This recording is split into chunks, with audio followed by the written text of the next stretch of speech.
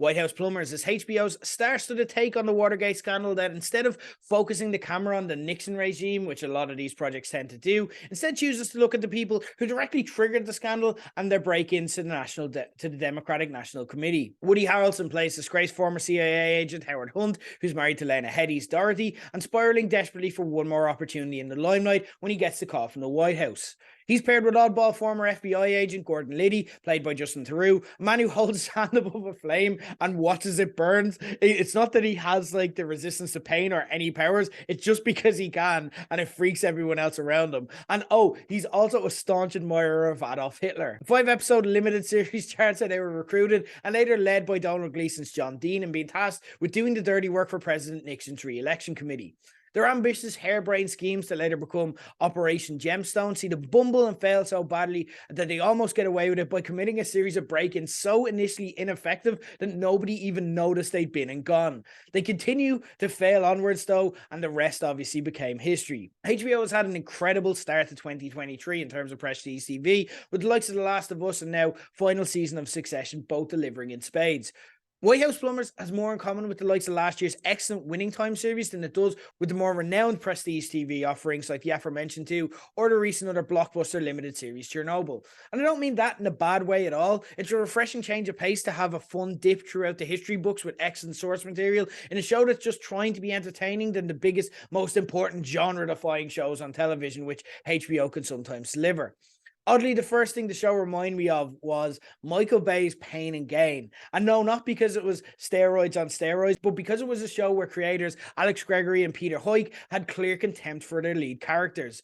The show opens with a cover title that says the following is based on a true story. No names have been changed because nearly everyone has been found guilty. And the titles continue to have that near sneering quality that by the end of it, I'm not sure felt fully earned. And that isn't to say that these people aren't reprehensible, like they absolutely are. One is pretty much a Nazi, but also without spoiling, it's just history to point out that they're gullible victims of a government that used patriotism to carry out its crimes that were actually just in its own self-interest. Harrelson and Theroux also play Hunt and Liddy unsympathetically, amplifying their eccentricities to the point that they seem like they're characters out of Anchorman at times. It's an entertaining portrayal, but it comes across as incongruent at times because we also see them have a high degree of logical reasoning and competence at other times. It's their ambition and desperation to become national heroes to the point that they'll destroy their personal lives if needed that's their undoing, not necessarily their ability or their intelligence. So playing them as doofuses at times does rankle because later then you see them speak quite cogently.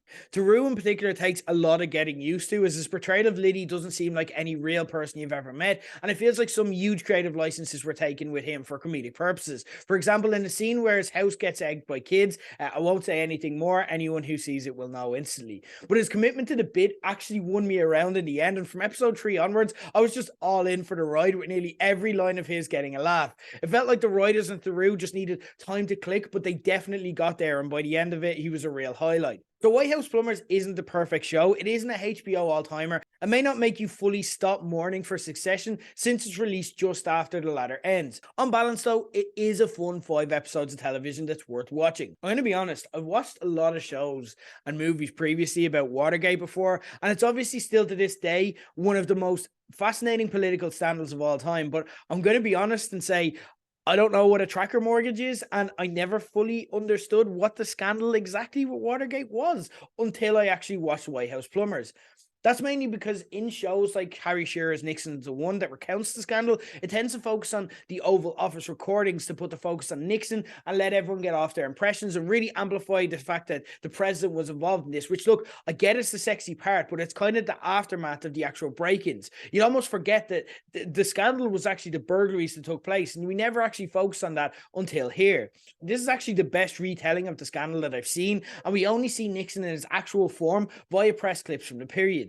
This gets the nuts and bolts incompetence of his administration and essentially pulling 2 failed government agents from the street and charging them with getting dirty on the opposition. Like, it was always going to end this way, and it's actually not the main character's fault because it was just a bad plan from the get-go. The show does all of the little things excellently, like costume and set design, the vibe, the retro way that it's shot. You'd look at this for even a split second and you'd instantly say 1970s, probably something to do with Nixon or politics, Probably Watergate, actually. You could guess it and like from immediately just looking at the screen, even with the volume off. They also perhaps probably sold themselves a bit short trying to squeeze everything into 5 episodes. It starts kind of slow introducing the characters, and the first 2 episodes aren't the best, but then it picks up steam hugely by episode 3, and the final 2 episodes are all killer. You get the feeling that each scene in those final 2 episodes could have been an episode unto itself. I'd love to see this be 10 episodes or so, because I think they had the material there, and I think it still had the juice. And I was actually upset by the end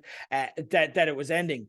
It's oddly paced, and that it takes so much time to get to know the characters to the point that it feels slow, and then it feels totally rushed by the end. But you don't walk away from it mad, because it actually leaves you feeling entertained. Look, let's call a spade a spade. Next week, we're losing 2 modern great shows in Succession and Ted Lasso. You're going to need something to fill these huge voids. House Plumbers isn't on their level, but it is entertaining television, and it will stop you from crying into your believe sign for at least a while. All episodes are available on Sky and Now from May 30th.